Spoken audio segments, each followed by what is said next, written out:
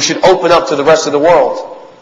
One of the beautiful quotations of my father that I normally mention is this. He says that we treat Imam Hussain alayhi salatu wasalam in such a way as if we've monopolized his message. As if he's for us and for no one else. And this is wrong.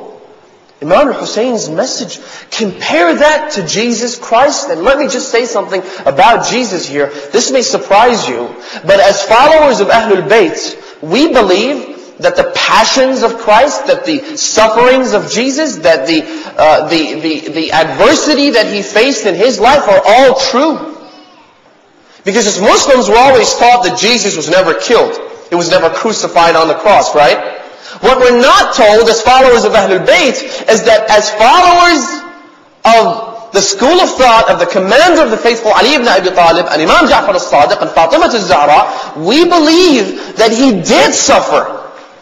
He was tortured. He did have to go through all those passions and difficulties. The only thing that didn't take place was to be crucified on the cross. We believe everything that he went through. And we sympathize with that more than anybody else in the world.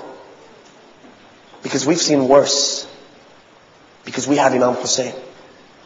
And when you compare Imam Hussein's message with that of Jesus Christ, you find a case where there's one person completing the message of the other. At the same time, you find that Imam Hussein's message, because it completes the message of Jesus Christ, and because it takes it up to previously unheard of levels, it becomes so immense, so powerful. And unfortunately, we monopolize that message. We think it's hours and hours alone and that no one else should have access to it, either deliberately or inadvertently. How many times have you talked to your neighbor about Imam Hussain? How many times have you talked to your colleagues, about your co-workers, about your classmates about the message of Imam Hussain? About the suffering of Imam Hussain?